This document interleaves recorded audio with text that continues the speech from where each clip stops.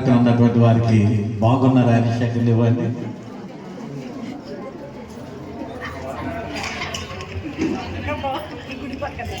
మీ ఎడం పక్కన ఉన్న వారిని చూడండి. ఇప్పుడు బాగున్నారా అని సెకండ్ ఇవ్వండి.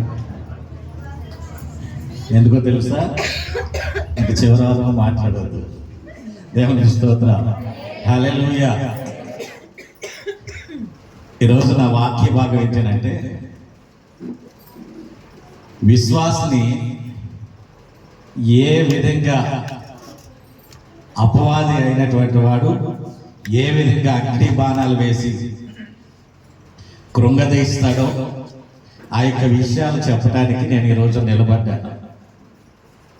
నేను అనుకున్నాను, మొట్టమొదటే ఇంట్లో నుంచి బయలుదేరుతున్నప్పుడే కరెంట్ పోయింది. యేసయ్య కరెంట్ అని ప్రార్థన చేస్తే దేవుడు మరలా కరెంట్ ఇచ్చాడు. ఇక్కడికి వచ్చినటువంటి తర్వాత మరలా అనుకుంటున్నాను, నేను ఇక వాక్య భాగానికి నిలబడతాను. మరలా కరెంట్ పోయింది. ఇది ఏమిటంటే, ఏ యొక్క వాక్యం అయితే దేవుని సేవకులు చెప్పబోతున్నారో ఆ వాక్యాన్ని విశ్వాసులైనటువంటి మీరందరూ విని మీ హృదయంలో మీరు ఎట్టి రీతిగా ఉండాలో నిర్ణయించుకుంటారు. ఒకవేళ కనుక ఆ వాక్యాన్ని విని జీవితాలను కనుక మార్చుకుంటే నాకు దూరం అయిపోతారేమో, ఏదో ఆటంకాన్ని కలగజేయాలని అపవాది ఏం చేస్తుందనంటే కరెంట్ లేకుండా చేస్తుంది, కొన్ని సమయాల్లో బైక్ లేకుండా చేస్తుంది. మేము అనేక ప్రాంతాలకు వెళ్ళినప్పుడు ఇటువంటి ఎన్నో మేము అనుభవించాం. ఏది ఏమైనప్పటికైనా దేవుడు చక్కటి బాక్స్ని ఇచ్చాడు, వినటానికి ఈ శబ్దాన్ని ఇచ్చాడు. అందరిని బట్టి దేవుడికి స్తోత్రాలు చెల్లించుదాం. హల్లెలూయా. ఒక విశ్వాసి దేవునిలో ఎదుగుతున్నప్పుడు దేవునిలో ఎదగనివ్వకుండా చేయటానికి అపవాది మిమ్మల్ని అనగద్రొక్కటానికి ఏ విధమైనటువంటి అగ్ని బాణాలు వేస్తుందో ఈ రోజున మనం ఆలోచన చేద్దాం. వాక్య రూపంలో మనం తెలుసుకుందాం. బైబిల్ గ్రంథంలో నుండి నెహెమ్యా గ్రంథము 4వ అధ్యాయము 1వ వచనం చదువుదాం.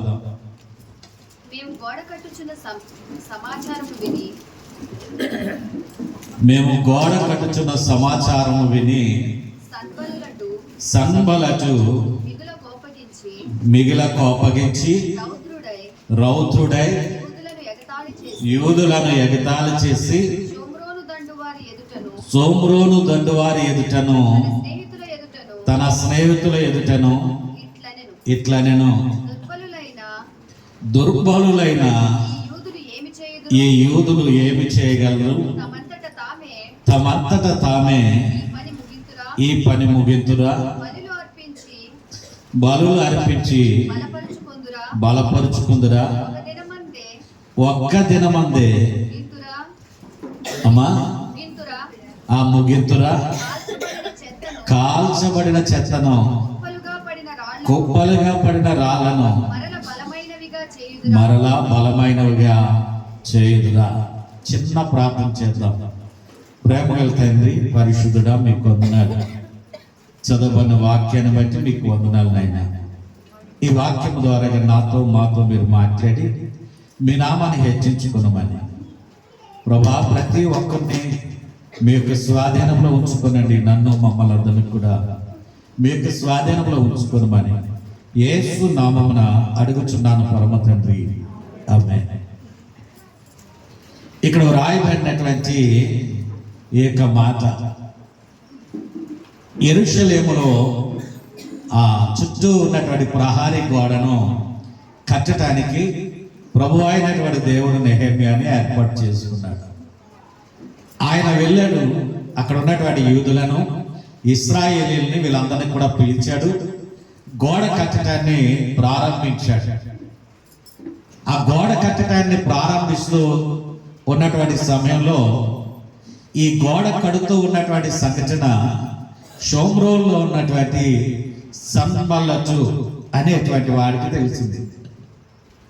వాడికి తెలిసి వాడు ఏం చేస్తున్నాడు అని అంటే ఈ యొక్క విషయాన్ని సేకరించి, ఏ విషయాన్ని? యెరూషలేములో రక్షణ గోడను కడుతూ ఉన్నారు అనేటువంటి యొక్క విషయాన్ని వినినటువంటి వీడు షోమ్రోను దేశంలోనికి వెళ్ళిపోయి తన దేశంలో ఉన్నటువంటి స్నేహితులతోనూ, తన దేశంలో ఉన్నటువంటి అధికారులు పెద్దలతోనూ ఎగతాళి చేస్తూ, అపహాస్యం చేస్తూ వాడు మాట్లాడుతూ ఉన్నటువంటి మాటలు ఇక్కడ వ్రాయబడి. వాడు ఏమంటున్నాడు, ఏమని ఎగతాళి చేస్తూ ఉన్నాడు అని మనం చూసినట్లయితే, ఇప్పుడు మనం ఇక్కడ చదువుకున్నాం. వాడు ఏమని ఎగతాళి చేస్తున్నాడంటే, దుర్బలులైన ఈ యూదులు ఏమి చేయగలరు? వింటున్నారా అందరూ? ఏమంటున్నాడండి? దుర్బలులైనటువంటి ఈ యూదులు ఏం చేయగలరు? తమంతట తామే ఈ పని ముగింతురా? బలులు అర్పించి బలపరుచుకుందురా? ఒక దినమునే ముగింతురా?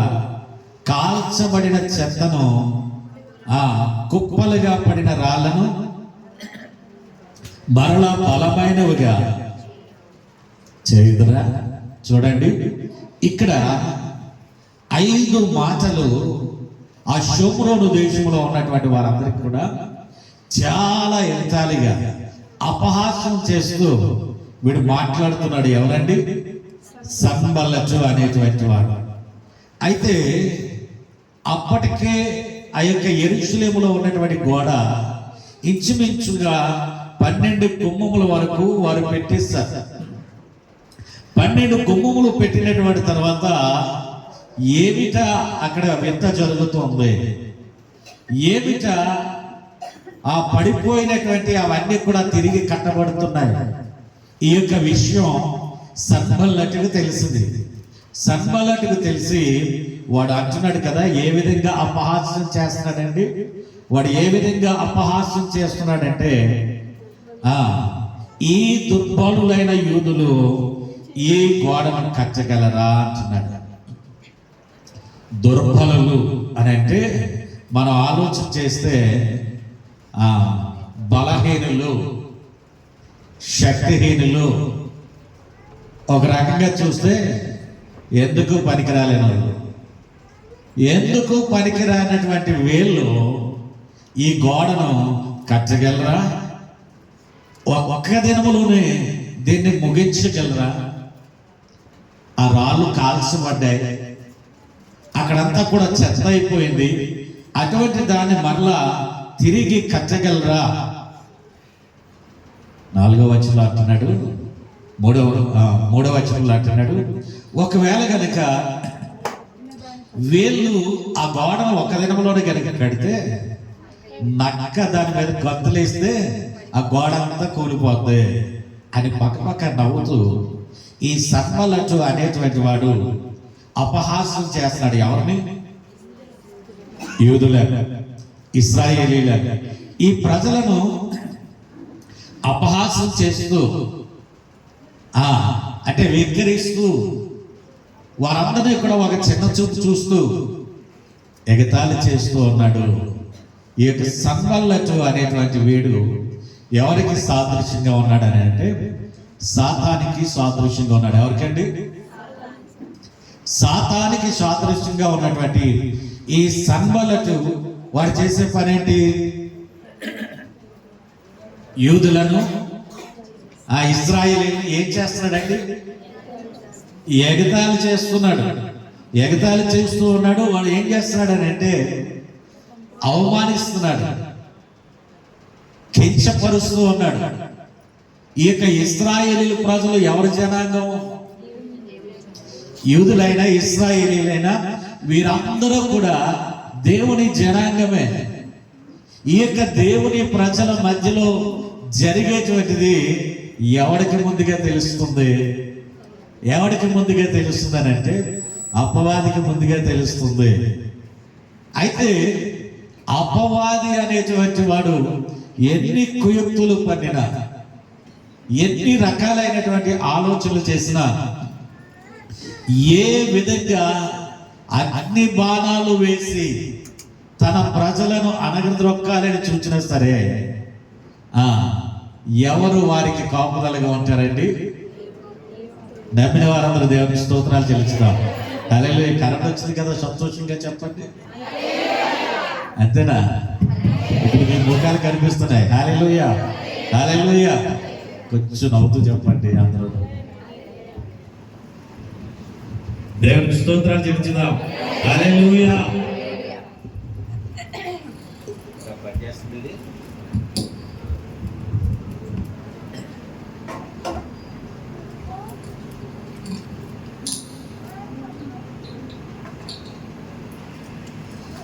ఈ యొక్క విషయాలు ఎవరికి తెలుస్తున్నాయి అని ఆలోచన చేస్తే మొట్టమొదటిగా ఆ సాతానికి సాదృశ్యంగా ఉన్నటువంటి సన్మల్లకి ఈ యొక్క విషయాలన్నీ కూడా తెలుస్తున్నాయి. వాడికి ఏం తెలిసింది? వాడు ఎందుచేత అపహాస్యం చేస్తున్నాడు ఆలోచన చేస్తే, దేని మీద వాడు దృష్టి పెట్టాడు అనేటువంటిది ఆలోచన చేస్తే, పడిపోయిన గోడల మీద, కృంగిపోయినటువంటి వారి మీద, చెత్త మీద వాడు దృష్టి పెట్టాడు అని అంటే, పడిపోయిన వాటి మీద దృష్టి పెట్టలేదు. వాడు కృంగిపోయినటువంటి వారి మీద దృష్టి పెట్టలేదు. ఎవరి మీద దృష్టి పెట్టాడనంటే, పడిపోయినటువంటి గోడలు మరలా తిరిగి కట్టబడుతున్నాయి అని అనగానే వాడికి దడ పట్టుకుంది, వణుకు పట్టుకుంది. వాడు ఎలాగైనా సరే వీళ్ళని కించపరచాలి, ఎలాగైనా సరే ఈ యొక్క ప్రజలను అనగదొక్కేయాలి అనేటువంటి ఉద్దేశాన్ని కలిగినటువంటి వాడు. ఎందుచేతనంటే వీళ్ళ పని అయిపోయింది. ఎవరి పని? ఇశ్రాయేలీయుల పని అయిపోయింది, యూదుల పని అయిపోయింది. యెరూషలేము గోడలన్నీ కూడా కూల్చివేయబడ్డాయి. అదంతా కూడా చెత్త అయిపోయింది. యెరూషలేమును చూస్తూ ఉంటే ఒక పాడుపడిన దిబ్బలాగా ఉంది. అదంతా చెత్త పారబోసుకునేటువంటి ఒక స్థలంలాగా ఉంది. అటువంటిది మళ్ళా ఎలా బాగుపడుతుంది? ఒకవేళ బాగు చేయాలని చూసినా వీళ్ళ తరం కాదు, అది బాగుపడదు. సాతాను యొక్క ఉద్దేశం అది. ప్రభు యొక్క ఉద్దేశం ఏంటో తెలుసా? ఏమైనా చేయగలడు, మార్చేయగలిగినటువంటి శక్తి ఆయనకు మాత్రమే ఉంది. దేవునికి స్తోత్రాలు చెల్లించుదాం. హల్లెలూయా.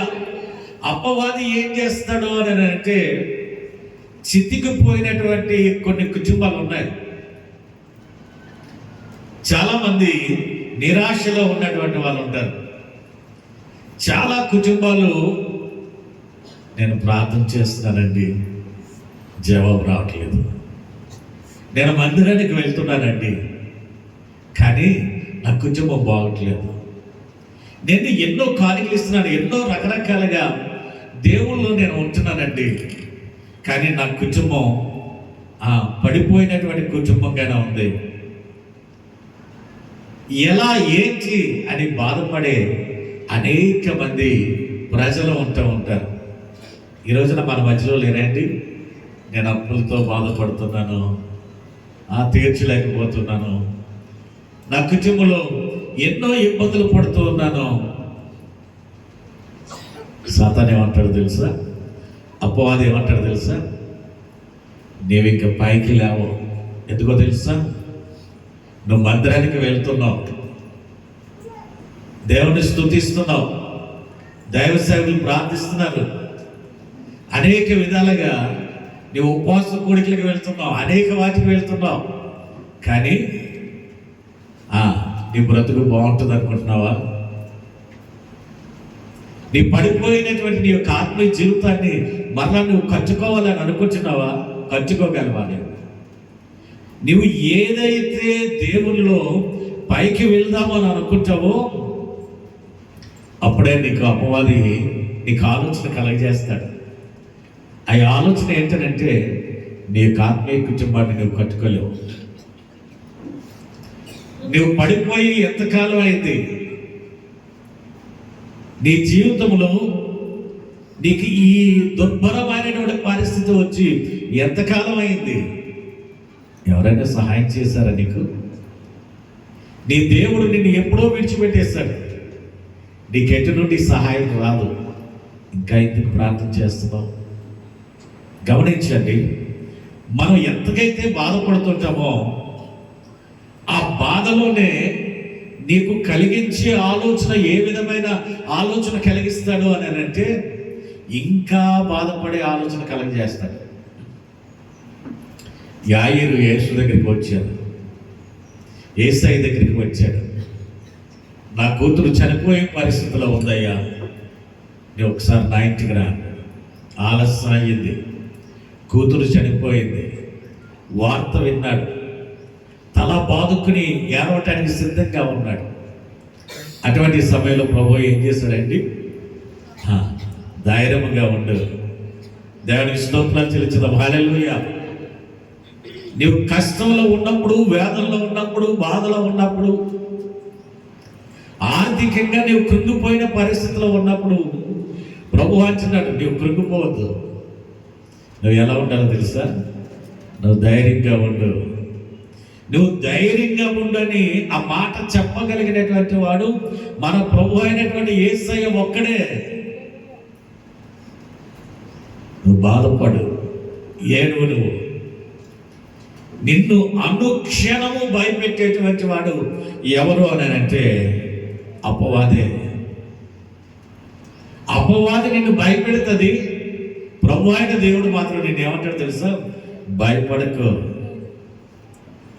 ఈ సంబల్లతు అనేటువంటి వాడు సాతానికి సాదృశ్యంగా ఉన్నటువంటి వాడు ఈ యూదులను అవమానపరిచి, కించపరిచి అపహాస్యము చేస్తూ ఉన్నాడు.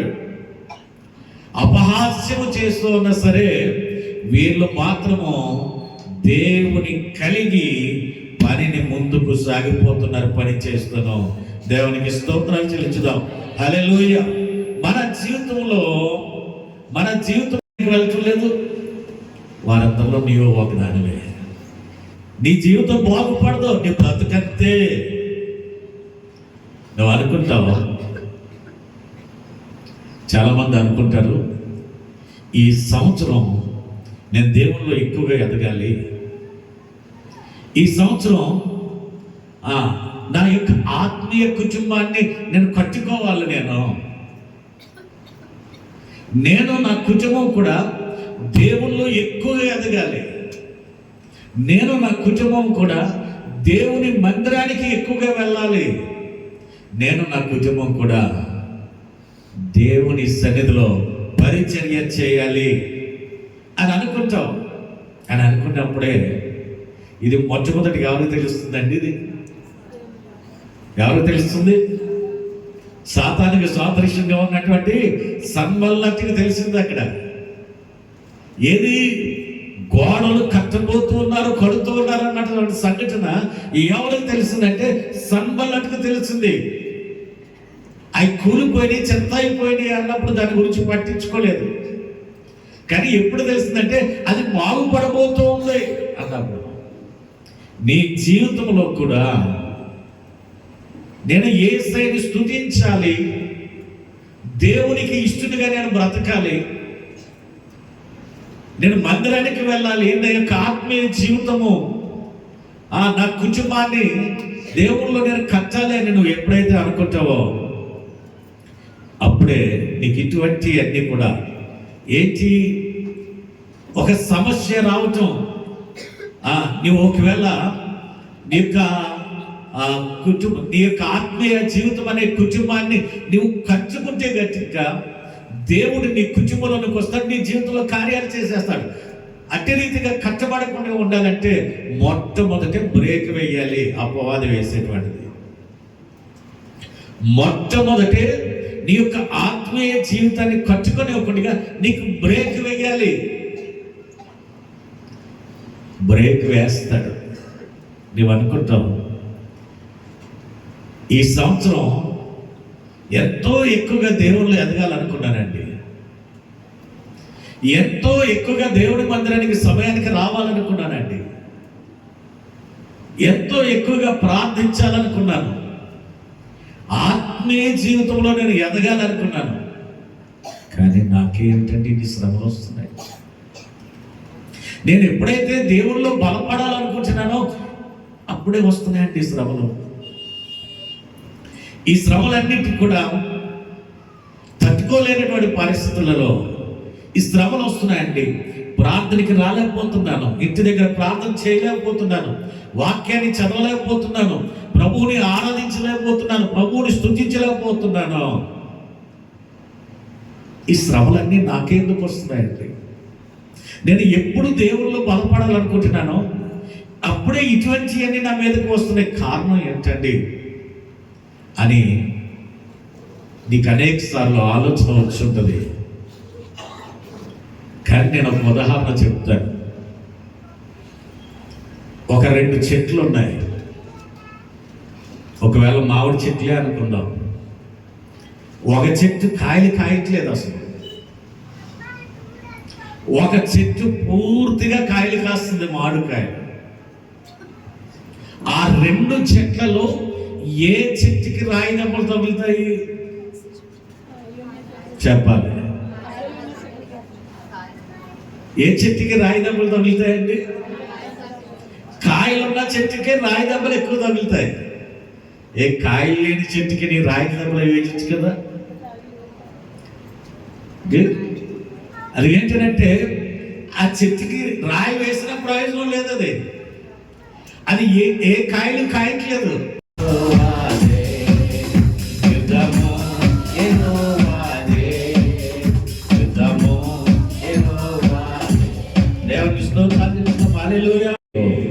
వాడు అన్ని కలిగి ఉన్నాడు. ప్రభు నీకు ఇవ్వాలంటే ఇవ్వలేడా? ఇవ్వాలంటే ఇవ్వలేడా? ఆయన నీకు ఇచ్చేటువంటిది ఎవడో ఇవ్వలేనటువంటిది ఆయన నీకు ఇస్తాడు. ఆయన యొక్క ఉద్దేశం ఏంటనంటే, నీ జీవితం పట్ల ఆయన యొక్క ఉద్దేశం ఏంటనంటే, నువ్వు సరిగా నిలబడినట్లయితే, అపవాది వేసేటువంటి బాణములన్నీ కూడా నువ్వు తట్టుకుని నువ్వు కరెక్ట్గా నిలబడినట్లయితే నేను ఎంతగా దీవించాలనుకుంటున్నాడు తెలుసా? యోసేపును ఎంతగా దీవించాడో, దానియేలుని ఎంతగా దీవించాడో, అబ్రహాముని ఎంతగా దీవించాడో అంతకంటే ఎక్కువగా నిన్ను దీవించాలని ఆశపడుతూ ఉన్నాడు. గట్టిగా ఆమేన్. దేవునికి స్తోత్రం. హల్లెలూయా. దేవుని యొక్క ప్రణాళిక నీ పట్ల ఏమిటనంటే ఒక పెద్ద ఉద్దేశాన్ని కలిగి ఉన్నాడు ఆయన. ఆ పెద్ద ఉద్దేశం ఏమిటో నీకు తెలియక నీవు బాధపడుతున్నావు. ఈ కష్టాలు బ్రతుకంతే, నా జీవితం అంతే, నేను బ్రతికినంత కాలం ఇంతే నా బ్రతుకు అని అనుకుంటున్నావు.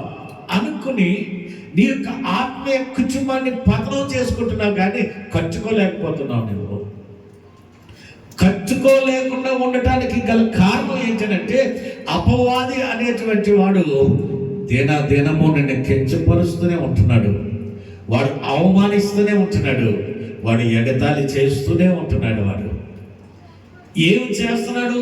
నీ బ్రతుకులో జరిగినటువంటివి, నీ బ్రతుకులో ఏదైతే లోపం ఉందో, ఏదైతే లోపించిందో, ఏదైతే దూరం అయిపోయిందో దాన్ని నీకు చూపిస్తున్నాడు. దేవుడు నీ జీవితంలో ఏం చేశాడు,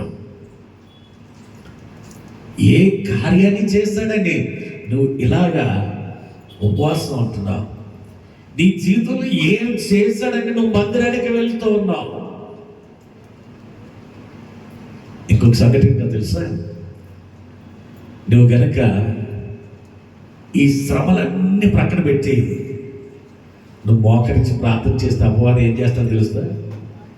ఏం చేస్తాడో తెలుసా? ఏడుస్తాడు. వాడు ఏం చేస్తాడు చెప్పండి?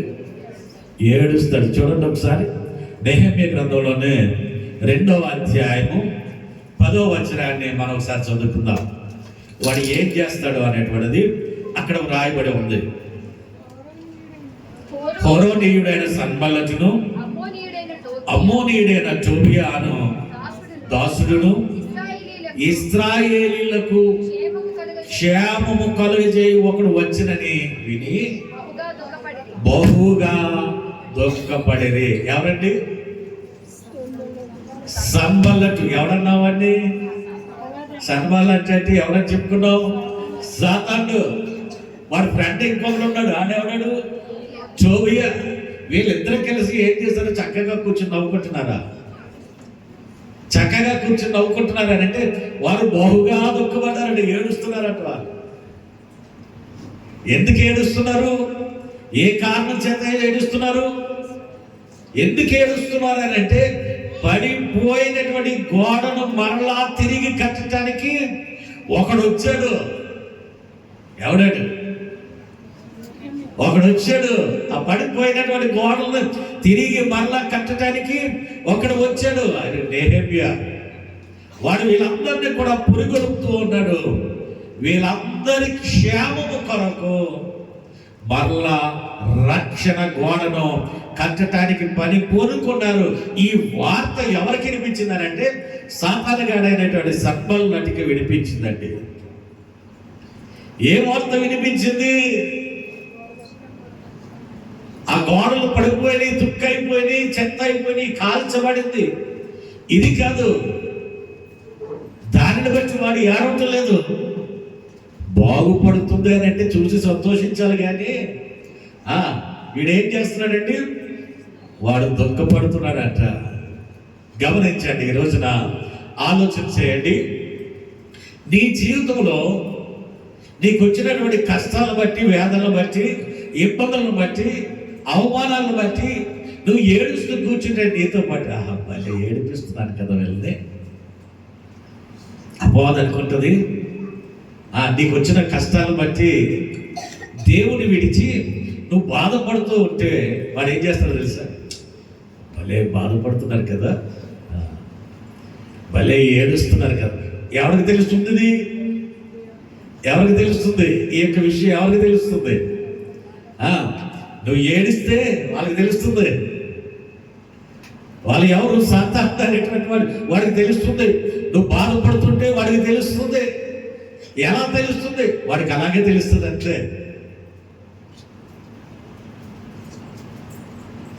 అదే కనుక నా యేసయ్యతో చెబుదాం, నా యేసయ్య ద్వారా బలాన్ని పొందుకుందాం, నా యేసయ్యలో ఆనందించుదాం. నాకు వచ్చిన అవమానం, కష్టం, శోధన, ఆర్థిక ఇబ్బందులు ఇవన్నీ కూడా యేసయ్యతో నేను చెప్దాం అని నువ్వు ఎప్పుడైతే నువ్వు మోకరించావో, అపవాది నీ మీద వేసుకున్నటువంటి ఈ బాణాలన్నీ తీసుకొచ్చాడే నీ మీద వేయడానికి, ఆ బాణాలన్నీ చల్లా చెల్లైపోతాయి. దేవునికి స్తోత్రాలు చెల్లిద్దాం. హల్లెలూయా.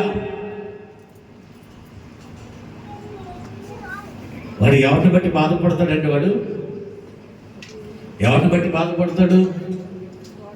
నువ్వు ఆత్మీయంగా ఎదిరితే బాధపడతాడు వాడు. ఒకవేళ సినిమాలకు వెళ్తూ, షికార్లు చేస్తూ, మత్తు పానీయాలకు బానిస అయిపోతూ, నామకార్థమైనటువంటి క్రైస్తవులుగా ఉంటూ, మందిరానికి దూరం అయిపోతూ ఉన్న వారి గురించి బాధపడతాడండి. వాడు పండగ చేసుకుంటాడు కదా. ఎందుచేత? సినిమానికి వెళ్తున్నాడు, దేవుని బిడ్డగా మార్చబడి సినిమానికి వెళ్తున్నాడు అనుకుందాం. చాలామంది అంటారు, ఏమంటే సినిమాలకు వెళ్ళకూడదండి అంటారు. బైబిల్లో ఒక మాట ఉంది, అల్లరితో కూడిన సినిమాలో ఏముంటుంది? ఆట ఉంటుంది, పాట ఉంటుంది, అల్లరి ఉంటుంది. అందుకే దేవుని దాసులు ఏమంటున్నాడంటే దాన్ని జోలికి పోకండి అంటున్నాడు. సహజంగా సినిమాలకి వెళుతూ ఉన్నావు, మత్తు పానీయాలతో రాగుతూ ఉన్నావు, నిన్ను బట్టి అపవాది ఏడుస్తాడు, సంతోషిస్తాడనంటే వాడు పండగ చేసుకుంటాడా? సిగరెట్ ఒక్కటి కాదు 10 కాల్చి అంటాడు. ఎంత బాగా పొగ వదులుతున్నావు తెలుసా? నీ జీవితం అందరికంటే తొందరగా ముగిసిపోవాలంటే ఒక పెట్టి కాదు 10 పెట్లు కాల్చు. అప్పుడే వస్తాడండి ఇంకొకడు, అన్నయ్య ఆ పెట్టి కాదు కానీ ఈ పెట్టి కాల్చు, ఇది ఇంపార్టెంట్ పెట్టి, ఇది ఇంకా పొగ బాగా వస్తుంది, కిక్ బాగా ఎక్కుతుంది. నీకు అవసరమైనటువంటిది దైవికమైనటువంటిది చేయటానికి ముందుకు రావడం అపవాది నీ జీవితాన్ని నాశనం చేయటానికి, నీ శరీరంలో ఉన్నటువంటి అవయవ భాగాలన్నీ కూడా అవి కాలిపోయే విధంగా చేయటానికి, నిన్ను మంచం పట్టే విధంగా చేయటానికి, చివరికి నిన్ను చంపటానికి వాడు ఏం చేస్తాడనంటే, అన్నయ్య ఇదిగో ఈ ప్యాకెట్ కాకపోతే ఈ ప్యాకెట్, రోజుకి ఒక్కటి కాలుస్తున్నావు, సిగ్గుందా నీకు? నేనైతే 10 కాలుస్తున్నాను. ఈరోజు నుంచి ఇదిగో నువ్వు కాల్చుకునే ప్యాకెట్ పగలు కాల్చుకో, నేను ఇచ్చేటువంటి రాత్రి కాల్చు. అంటే ఏంటి, నీ బ్రతుకును బాగు చేస్తున్నాడా, నీ బ్రతుకుని నాశనం చేస్తున్నాడా అని అంటే నీవు అనుకుంటావు నేనంటే ఎంత ప్రేమ వాడికి, నా గురించి ఎక్కడి నుంచి తీసుకొచ్చాడు వాడు. భార్య అడిగిందనుకో, ఏమంటే మంచిది కదా, అలా చెయ్యొద్దు అడిగింది అనుకుందాం. ఇది ఎక్కడి నుంచి తీసుకొచ్చాడు తెలిసింది, ఎక్కడో అమెరికా నుంచి తీసుకొచ్చాడు, ఇది ఎక్కడో దూర ప్రాంతం నుండి తీసుకొచ్చాడు, ఇది నా కొరకు ప్రత్యేకించి తీసుకొచ్చాడు, ఇది నేను కాల్చకపోతే మహా వస్తే ఈవేళ రేపు వస్తుంది అంతే చాలు. ఒక్కసారి నువ్వు పాపం చేసినా సాతానికి నువ్వు బానిస అయిపోతున్నావు. వాడు నిన్ను ఏ విధంగా చేయాలో, ఏ రకంగా వాడు పండగ చేసుకోవాలో చేసుకుంటాడు వాడు. కారణం ఏంటంటే నీ బ్రతుకు నాశనం అయిపోతుంటే, నీవు మరణానికి దగ్గర అవుతుంటే వాడు నిన్ను చూచి ఆనందిస్తాడు, కానీ నిన్ను చూచి వాడు బాధపడడు. నువ్వు సిగరెట్ కాల్చడం మానేసావు అనుకుందాం, మత్తు పానీయాలు తాగడం మానేసావు అనుకుందాం, సినిమాలకి వెళ్ళటం మానేసావు అనుకుందాం, వాడు సంబరులకు టోబియా ఏ విధంగా అయితే బాధపడుతూ ఉన్నారో, ఏ విధంగా అయితే వాళ్ళు ఏడుస్తూ ఉన్నారో, దుఃఖపడుతున్నారో, ఆ విధంగా అపవాది నిన్ను చూసి దుఃఖపడతాడు. ఎప్పుడు అని అంటే లోకానుసారమైన జీవితాన్ని విడిచిపెట్టినప్పుడు వాడు నిన్ను చూసి బాధపడతాడు. అయ్యో ఇన్ని రకాలైనటువంటి ఆశలు కలగజేస్తానే నేను, ఇన్ని రకాలైన ఆశలు కలగజేసిన ఇవన్నీ విడిచిపెట్టి దేవుడు కావాలని వాటన్నిటిని విడిచిపెట్టేసాడు. ఇంకా నేను ఏం చేయగలను? యోబుని ఎన్ని రకాలుగా శోధించాలో శోధించింది, చివరికి నేను ఇంకేం చేయలేను. కారణం ఏంటో తెలుసా? దేవునికి ఇష్టడుగానే ఆయన బ్రతికాడు యోబు. ఇక నేను ఏం చేయలేను, ఇక శోధించడానికి కూడా ఏమీ లేదు, విడిచి పారిపోయాడు అక్కడ నుండి. నీ జీవితంలో కూడా నీకు అనేకమైనటువంటి ఇటువంటి వస్తువు ఉన్నప్పుడు నువ్వు ఏం చేయాలి అని అంటే, నువ్వు ఏం చేయాలని అంటే వాటిని బట్టి ఆలోచించి వాటిలో పడిపోవటం కాదు. నువ్వేం చేయాలంటే దేవుడిలో ఎదగటానికి ప్రయత్నం చేయాలి. నువ్వు దేవునికి స్తోత్రాలు చెల్లించుదాం, హల్లెలూయా. ఇక నువ్వు అనుకుంటూ ఉంటావు, దేవుళ్ళో ఎదగాలనుకుంటున్నాను, పాటలు పాడాలి అనుకుంటున్నాను, ఆయనను స్తుతించాలి అనుకుంటున్నాను, వాక్యము చదవాలి అనుకుంటున్నాను, ఏవేవో కార్యక్రమాలు చేయాలి అని నేను అనుకుంటున్నాను. కానీ నేను బలహీన కదా, నాకు అర్థం లేదు కదా, నేను పొట్టిదాన్ని కదా, పొట్టివాడిని కదా, లేకపోతే నాకు ఎత్తు పళ్ళు ఉన్నాయి కదా, నేను నల్లటి వాడిని కదా, నల్లటి దాన్ని కదా, నేను నత్తివాడిని కదా. ఇవన్నీ ఎవడు కలుగజేస్తాడు నీకు ఆలోచన? ఈ ఆలోచనలన్నీ నీకు ఎవడు కలుగజేస్తారో తెలుసా? నిన్ను పాట పాడనివ్వకుండా, ప్రభువుని స్తుతించనివ్వకుండా, ఆత్మీయ జీవితంలో ఎదగనివ్వకుండా, నీకు వేలెట్టి వాడు చూపిస్తూ ఉంటాడు. ఏంటో తెలుసా? వాడు చూపించేయండి, నువ్వు చూస్తే పొట్టిదా నవ్వుతారు అందరూ. నీకు చూస్తే ఎత్తు పనులు ఉన్నాయి, నిన్ను చూసి నవ్వుతారు. నువ్వు చూస్తే నల్లగా ఉన్నావు, అందంగా లేవు. నీ కుటుంబాన్ని చూస్తే అందరూ నవ్వుతారు. అంటే ఎన్ని పెట్టుకుని వస్తున్నాడు అని అంటే ఇవన్నీ మొదట నీ యొక్క మనసులో ఉన్నాయి. నా కుటుంబం చాలా పేద కుటుంబం కదా, నేను ఏదన్నా మాట్లాడితే నా కుటుంబాన్ని బట్టి నన్ను బట్టి దొరమై అంటారు కదా, అని నీవు అనుకుంటున్నావు. అలా కనుక్కున్నట్లయితే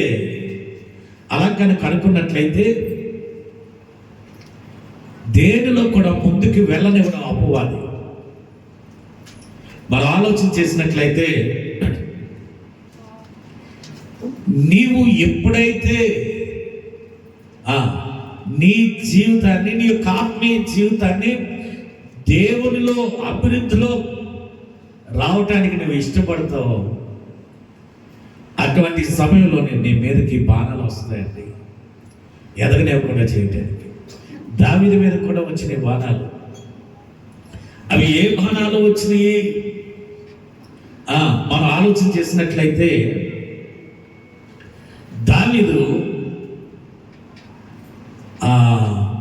ఇశ్రాయేలీల మీదకి రాజుగా అయ్యాడు.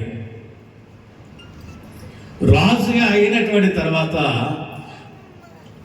ఈ దావీదు చేసే ప్రార్థనను బట్టి ఆ దేశం అంతా కూడా చాలా మంది దేవుని కలిగిన బిడ్డలుగా మారిపోయారు. అపవాది చూస్తుంది, వీడు రాజు అయ్యాడు, వీడు పరిపాలన ఇంకా కొనసాగిస్తూ ఉంటుంటే మొత్తం దేశమంతా కూడా ఆ శిఖరాలు కంటేస్తుంది. ఏంటది?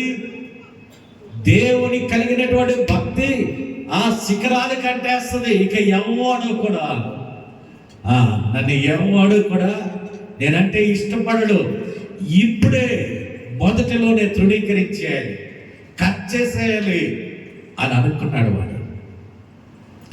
అని అనుకుని ఫిలిస్తీన్లను మొట్టమొదటిగా ఆ యొక్క దేశం మీద రాజుగా వచ్చిన దావీదు మీదకి, ఇశ్రాయేలు మీదకి యుద్ధానికి పంపించాడండి. ఎవరు చెప్పాలి? ఫిలిస్తీన్లని సాతాను ప్రేరేపించి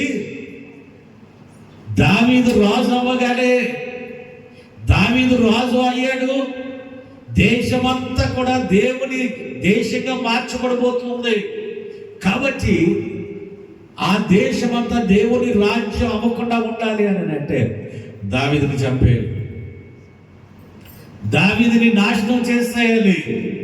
ఈ యొక్క సాతానుడైనటువంటి వాడు, అపవాది అయినటువంటి వాడు ఏం చేశాడంటే దావీదుని చంపడానికి, ఆ దేశంలో ఉన్నటువంటి ఇశ్రాయేలు జనాంగాన్ని చంపడానికి ఎవరిని ఏర్పాటు చేశాడు అని అంటే ఫిలిస్తీన్ని ఏర్పాటు చేశాడు. మీరు చదువుకున్నట్లయితే దినవృత్తాంతంలో, మొదటి దినవృత్తాంత గ్రంథము 14వ అధ్యాయము 17వ వచనంలో అక్కడ వ్రాయబడి ఉంటుంది. ఆ చదువు దగ్గర నేను తెలియజేస్తున్నాను. ఆ మొదటి దినవృత్తాంతంలో 14వ అధ్యాయము 17వ వచనంలో అక్కడ వ్రాయబడి ఉంటుంది.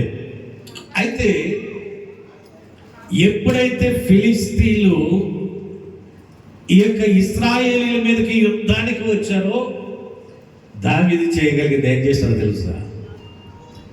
దావీదు చేయగలిగింది ఏం చేశాడు అని అంటే ఆయన ప్రార్థించడం మొదలెట్టాడు. ఆయన, అయ్యా నీవు నన్ను ఏర్పాటు చేసుకున్నావు, ఈ ప్రజల్ని రక్షించడం కొరకు ఒక న్యాయబద్ధంగా వీరిని ఉంచే విధంగా నన్ను నీవు ఏర్పాటు చేసుకున్నావు. అయితే నీవు నాకు ఇవ్వబడినటువంటి ఈ జనాంగాన్ని నాశనం చేయడానికి ఫిలిస్తీన్లు వస్తున్నారు, ఇప్పుడు ఏం చేయమంటావు అని దావీదు అడిగినప్పుడు, నువ్వు వెళ్ళు, యుద్ధానికి వెళ్ళు అన్నాడు. యుద్ధానికి వెళ్ళాడు. యుద్ధానికి వెళ్ళినప్పుడు వాళ్ళందరూ కూడా, ఫిలిస్తీన్లందరూ కూడా హతమైపోయారు. దేవునికి స్తోత్రాలు చెల్లిస్తాం. హల్లెలూయా. వాళ్ళందరూ కూడా హతమైపోయినప్పుడు అక్కడ ఒక పేరు పెడుతున్నాడండి. సమూయేలు గ్రంథం, 2వ సమూయేలు గ్రంథము 5వ అధ్యాయం 20వ వచనంలో వాళ్ళందరూ హతమైపోయిన తర్వాత, వారందరిలోనూ జయము కలిగిన తర్వాత అక్కడ ఆ ప్రాంతానికి ఒక పేరు పెడుతున్నాడు దావీదు. ఏం పేరండి? బయల్పెరాసీము అనేటువంటి ఆ యొక్క పేరుని ఆయన పెడుతున్నాడు. చెప్పండి ఒకసారి, ఏమండి? మళ్ళా చెప్పండి గట్టిగా. బయల్పెరాసీము అంటే ప్రవాహముల స్థలము. ఏంటి చెప్పండి ఒకసారి? బయల్పెరాసీము అంటే ప్రవాహములకు స్థలము. ఎందుకు ఈ పేరు పెట్టాడనంటే, ప్రవాహములో చెత్తంతా ఎలాగైతే కొట్టుకుని పోతుందో అలాగ కొట్టుకుని పోయే విధంగా ఈ ఫిలిష్తీయులందరూ కూడా దావీదు ముందు నిలబడలేక వారందరూ హతమైపోయారు. దేవునికి స్తోత్రాలు చెల్లించుదాం. హల్లెలూయా. మనం అనుకుంటాం, ఏమనుకుంటాం అంటే, ఈ శోధన వచ్చింది నేను జయించగలనా, ఈ కష్టం వచ్చింది నేను జయించగలనా, నేను ఎందుకు పనికిరాలనేటువంటి, ఏమి చేయలేనటువంటి దాన్ని నేను ఇది నా వల్ల జరగదు అని అనుకుంటాం. కానీ ఇక్కడ దావీదు కనుక చూస్తే, దావీదు పొట్టువాడు, వచ్చినటువంటి సైన్యము, ఈయన మొట్టమొదటిగా రాజు అయినప్పుడు వచ్చినటువంటి సైన్యం ఎంతమంది వచ్చారు అంటే అనేక లక్షల కొలది సైన్యము. ఫిలిష్తీయులు అనేటువంటి ఎప్పుడు కూడా ఇశ్రాయేలుతో యుద్ధం చేయడానికి మొట్టమొదటిగా వచ్చేవాళ్ళు వాళ్ళే. మొట్టమొదటిగా ఇశ్రాయేల్ మీదకి వచ్చిన వాళ్ళు అమాలేకీయులు. తర్వాత వచ్చిన అనేక సార్లు వచ్చిన వారు ఎవరంటే ఫిలిష్తీయులే అనేక సార్లు యుద్ధానికి వచ్చారు. ఈ యుద్ధానికి వచ్చినప్పుడు ఆయన ఒకటే చేశాడు, ప్రభువా ఏం చేయమంటాడు, నువ్వు వెళ్ళి నీ పక్షంగా నేను యుద్ధం చేస్తానంటాడు. ఈ రోజున నీ జీవితంలో ఎన్నో వస్తున్నాయి, అనేక బాణాలు అనేటువంటివి వాడు వేస్తూ ఉన్నప్పుడు ఈ బాణాలన్నింటినీ నువ్వు ఏ విధంగా ఎదిరించాలి, ఏ విధంగా ఎదిరించాలి? ఈయనైతే ప్రార్థించాడు. ఈయన దావీదు ప్రార్థించాడు, ఎంతమంది జనం, ఇంతమంది సైన్యం నీ బిడ్డల మీదకి, నా మీదకి యుద్ధానికి వస్తున్నారు, నన్ను చంపడానికి వస్తున్నారు, మా పక్షంగా నువ్వు నిలబడు దేవా అని ప్రార్థన చేస్తే నీకేం పర్లేదు దావీదు వెళ్ళు, నేనున్నాను నీ పక్షంగా అన్నాడు. వెంటనే యుద్ధానికి వెళ్ళాడు. ప్రభువు వచ్చాడు, తన సైన్యాన్ని తీసుకొచ్చాడు. యుద్ధం చేస్తే ఫిలిష్తీయులు అందరూ డబ్బుగా పడిపోతున్నారు క్రింద. వాళ్ళందరూ ప్రవాహము కొట్టుకుని పోయినట్టుగా వాళ్ళందరూ కూడా అంత రక్తమే, ఒక ప్రవాహము వలె వాళ్ళు పడుతూనే ఉన్నారు క్రింద. దేవునికి స్తోత్రం. హల్లెలూయా.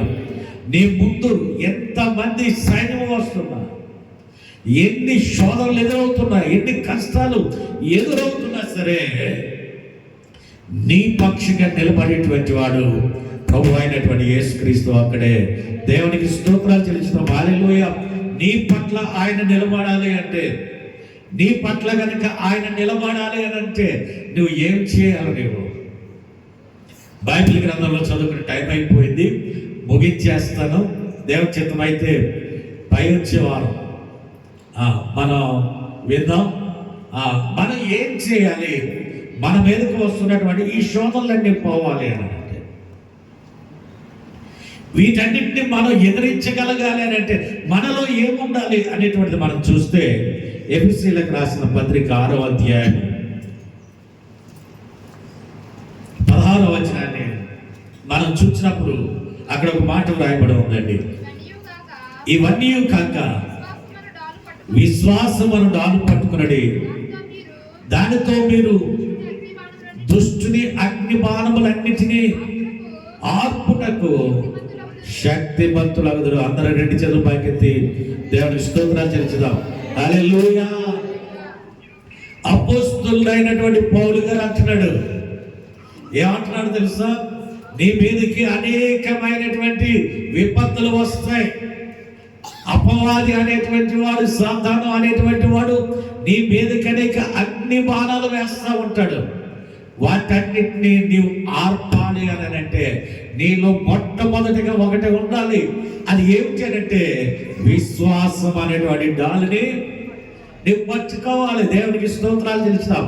నీలో విశ్వాసం లేదా కూలిపోతావు. నీలో దేవుని యందు విశ్వాసం లేదా నువ్వు పడిపోతావు. నీలో దేవుని యందు విశ్వాసం లేదా నువ్వు అంటావు దేవుడు నాకేం చేశాడండి అని. నీలో దేవుని యందు విశ్వాసం లేకపోతే దేవుడు నన్ను చిన్న చూపు చూస్తున్నాడండి అంటాడు. అందుకే అపుస్తలుడైనటువంటి పౌలు అంటున్నాడు, ఈ లోకములో ఉన్నటువంటి నీకు పోరాటాలు ఎదురవుతూనే ఉంటాయి. కానీ ఆ పోరాటాలను జయించే శక్తి ఆయన నీకు ఇస్తాడు. ఆ పోరాటాలను జయించగలిగే శక్తి ఆయన నీకు ఇవ్వాలి అని అంటే నువ్వు ఏం చేయాలి అని అంటే విశ్వాసం అనేటువంటి ఆ డాలు. విశ్వాసం లేదనుకోండి, పాస్టర్ గారు ప్రార్థన చేస్తారు, సంఘం ప్రార్థన చేస్తారు, నేను ప్రార్థన చేస్తున్నాను, శుక్రవారం మందిరానికి వెళ్తున్నాను, అయినా నా బ్రతికేంటి ఇలాగైపోతుంది, ఇంకా శోధనలో పోవటం లేదేంటి, నా బ్రతికి ఇంకా బాగుపడటం లేదేంటి అంటే ఇవన్నీ ఈ ఆలోచనలన్నీ నీకు కలగజేసేవాడు ఎవడు అని అంటే అపవాది అయినటువంటి సాతానుడు. వాడు ఏ విధమైనటువంటి బాణాలు వేస్తూ ఉంటాడని అంటే నీ యొక్క ఆత్మీయ జీవితంలో నీవు ఎదగకుండా నీ యొక్క జీవితంలో పతనం అయిపోతున్నటువంటి అన్ని కూడా నీకు చూపిస్తాడు. వాడు ఆ పతనం అయిపోతున్న అవన్నీ చూపించి వాడు నీకు ఏం చేస్తూ ఉంటాడని అంటే మందిరానికి వెళ్తున్నావు,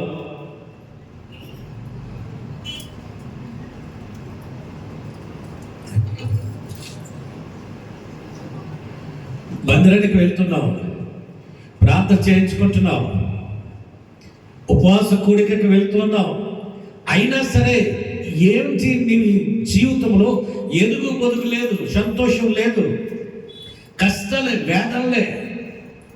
ఎందుకు ఎదుగు బొదుగు లేదో తెలుసా? దేవుడు ఇంకా నిన్ను పరిశీలన చేస్తున్నాడు. నీవు ఇంకా ఎంత వరకు తట్టుకోగలగో ఆ తట్టుకోగలిగే శక్తిని ఆయన నీకు ఇవ్వబోతూ ఉన్నాడు. ఆయన అంతిమ విజయము అది నీదే. అంతిమ విజయం అనేటువంటిది మన దేవునిదే. అంతిమ విజయం అనేటువంటిది అపవాదిది కాదు. ఎందుకు అని అంటే నీ జీవితంలో ఎందుకు ఇలా చేస్తున్నాడు అని అంటే నీవు ఎంతగా దేవునిలో విశ్వాసం ఉంచావో. అల్పమైనటువంటి విశ్వాసం అనేది దేవునిలో బలపడ్డావా, ఈ రెండు పరిశీలన చేస్తున్నాడు. పిల్లలు సంవత్సరం అంతా చదువుకున్న తర్వాత ఎగ్జామ్స్ వస్తున్నాయి. వాడు ఎంత తెలివైనడో, ఎంత చదివాడో వాడిని పరీక్ష చేయడానికి ఎగ్జామ్ పెడుతున్నారు. బాగా రాస్తాడు, బాగా చదివాడని మార్కులు వేస్తాడు.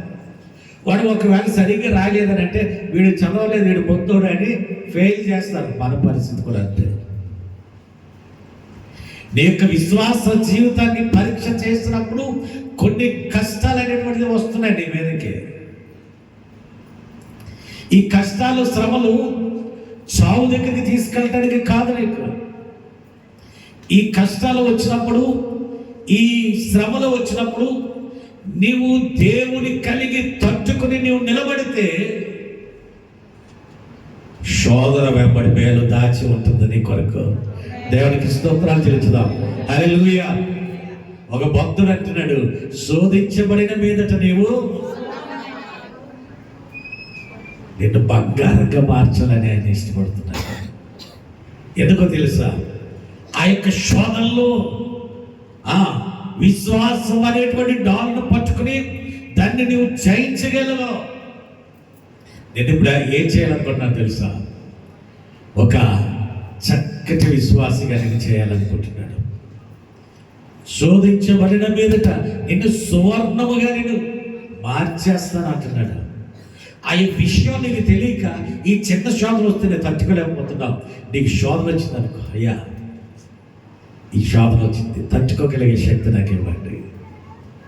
అయ్యా ఈ శోధన వచ్చింది, నేను విశ్వాసంలో పడిపోకుండా స్థిరంగా నిలబడగలిగే శక్తిని నాకు ఇవ్వండి. అయ్యా ఈ శోధన వచ్చిందని అంటే నా జీవితంలో నువ్వేదో చేయబోతున్నావు, నీకు వందనాలు. నువ్వు ఎప్పుడైతే ఈ విధమైనటువంటి మనసును కలిగి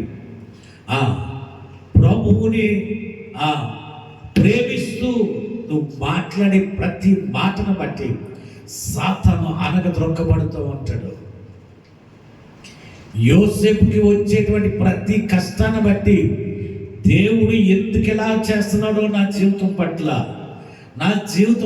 దేవుడు ఏదో ఒక ప్రణాళిక కలిగి ఉన్నాడు. నా పట్ల ఏదో ఒక ఉద్దేశాన్ని కలిగి ఉన్నాడు.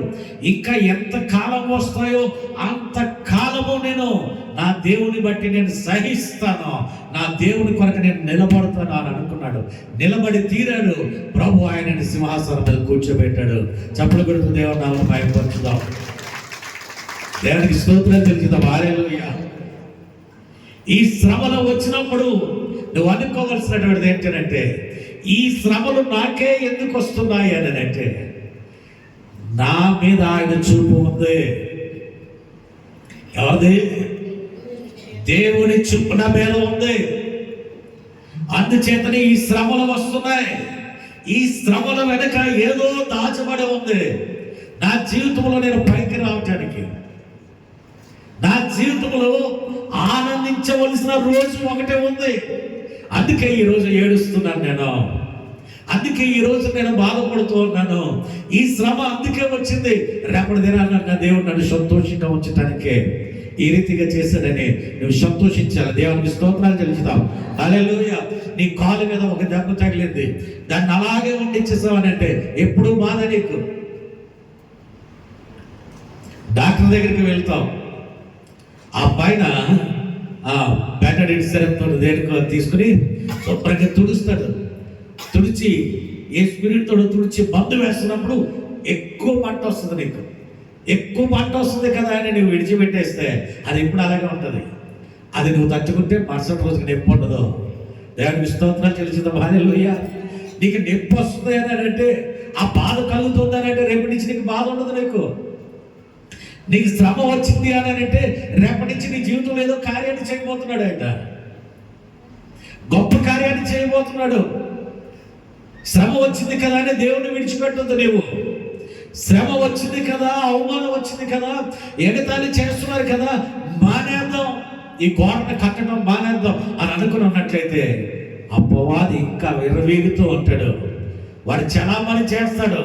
వాడు వస్తాడు, ఆ స్థలంలోనికి వచ్చి వాడు కాలు పెడతాడు. ఇక మొత్తానికి నాశనం చేస్తాడు. ఆగిపోయారా వీళ్ళనంటే, యెరూషలేము గోడ కట్టడానికి ఆగిపోయారంటే ఆగలేదు. నువ్వేవుడు వరడా? నా దేవుడు కట్టపడ్డాడు. నా దేవుని జనాంగం ఉండేటువంటి స్థలము అపవాది కాలు పెట్టే స్థలం కాదు ఇది. మా రక్షణ గోడను మేము కట్టుకుంటాం. ఎవడో కాదు కట్టడం, మా రక్షణ గోడను మేమే కట్టుకుంటాం. కట్టుకున్నప్పుడు అపవాది అనేక రకాలుగా హ్యాక్ చేస్తాడు, బాధ పెడతాడు, అవమానిస్తాడు. తట్టుకుని నిలబడుతాం మేము. ఎందుకో తెలుసా? మా ముందు ఆయన ఉన్నాడు. ఆయన మేము చూస్తున్నాం. మేము తట్టుకుని నిలబడతాం. కట్టించేది ఆయనే, కట్టువాడు ఆయనే, సంతోషాన్ని ఇచ్చేవాడు ఆయనే, రక్షించేది ఆయనే. చెప్పకూడదు. దేవుని నామమున మహిమపరచుకో. హల్లెలూయా. నీ జీవితంలో కూడా, నీ కుటుంబంలో కూడా ఈ రోజున బాధ ఉంది, అవమానం ఉంది, వేదన ఉంది, ఆర్థికపరమైన ఇబ్బంది ఉంది. అయితే నీ జీవితంలో మేలు చేయడానికి ప్రభు అయిన దేవుడు ఈ రోజు నీతో మాట్లాడుతున్నాడు. నువ్వు ఎక్కడైతే నువ్వు బాధపడుతున్నావో, ఎక్కడైతే నువ్వు అవమానించబడుతూ ఉన్నావో, ఏ స్థితిలో నువ్వు ఉన్నావో అక్కడే నువ్వు ప్రభువుని స్తుతించలేవు. అక్కడే నువ్వు హృదయపూర్వకంగా ప్రభువుని స్తుతించు. అయ్యా, నేను విడిచిపెట్టను, నాకు బాధ వచ్చింది, నీ వైపు చూస్తాను, నేను తట్టుకుంటాను. నాకు అవమానం వచ్చింది, నీ వైపు చూస్తాను నేను. ఆర్థిక ఇబ్బంది వచ్చింది, నీ వైపు చూస్తాను నేను. ఈవేళ తిండి లేదు, నీ వైపుకి చూస్తాను. యేసు వైపుకి చూడండి. మనుషుల వైపుకి చూస్తే బాధ ఎక్కువ అవుతుంది. యేసు వైపుకి చూస్తే తగినంత ధైర్యాన్ని దేవుడు ఇస్తాడు నీకు. ఆ ధైర్యం పడకు అని చెప్పేవాడు, ధైర్యాన్ని ఇచ్చేవాడు, నెమ్మదిని ఇచ్చేవాడు, సంతోషాన్ని ఇచ్చేవాడు. అందుకే అంటున్నాడు, ప్రయాసపడి భారం మోసుకున్న సమస్తమైన వాళ్ళారా రండి నా దగ్గరికి, నేను మీకు విశ్రాంతిని ఇస్తాను. ఆ భారాన్ని నేను మోస్తాను. నా పిల్లలుగా ఉండి నువ్వు ఎందుకు ఏడుస్తావు? కుమారుడిగా ఉంటూ, నా కుమార్తెగా ఉంటూ ఎందుకు దినమంతా ఏడుస్తున్నావు? నీ తండ్రి ఎవరో తెలుసా? నీ తండ్రి నిన్ను సృష్టించినటువంటి వాడు, అందరికీ అన్ని ఇచ్చేటువంటి వాడు నీ తండ్రి. నీ తండ్రి ఏమీ లేనివాడు కాదు. నీ తండ్రిని నమ్ముకున్నట్లయితే సర్వ సంపదలు ఆయన యందు గుప్తములై ఉన్నాయి. నీ తండ్రి మామూలుడు కాదు, రాజులకు ఇచ్చేవాడు, ప్రధానులకు ఇచ్చేవాడు, భూమి మీద ఉన్న సమస్త వాటికి ఇచ్చేటువంటి వాడు నీ తండ్రి. అటువంటిప్పుడు నువ్వు ఎందుకు నా ఏడుస్తున్నావు అని అంటున్నాడు ఆయన. నువ్వు ఎందుకు బాధపడుతున్నావు? నువ్వు నాలో సరిగ్గా లేవు కాబట్టి, నా దగ్గర నుంచి నువ్వు పొందుకోలేకపోతున్నావు.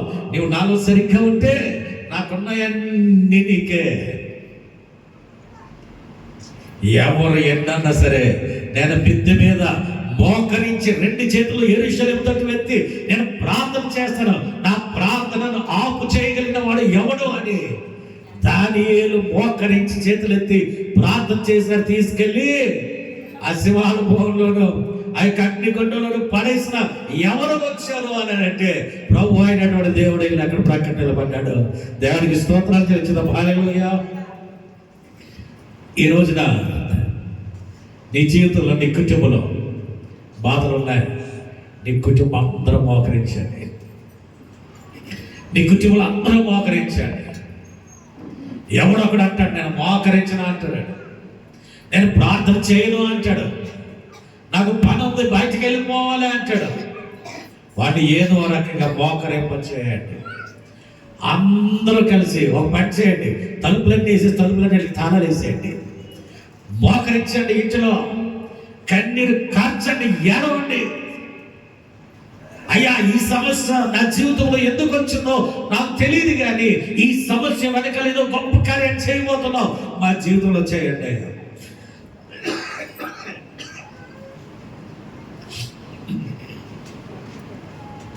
విశ్వాసంగా ప్రార్థన చేసినప్పుడు, విశ్వాస సహితమైన ప్రార్థన రోగిని ఏ విధంగా అయితే స్వస్థపరుస్తుందో నీ కుటుంబాన్ని అట్టి రీతిగా బాగు చేయటానికి ఆ ప్రార్థన నీకెంతో మేలుకరంగా ఉంటుంది. దేవునికి స్తోత్రాలు చెల్లించుదాం. హల్లెలూయా.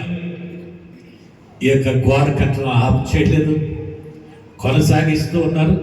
అపవాది ఏడుస్తూ ఉన్నారు. మన ప్రార్థనా జీవితాన్ని కొనసాగించుదాం, ఆగిపోవద్దు. విశ్వాసం అనే డాల్ను పట్టుకుందాం.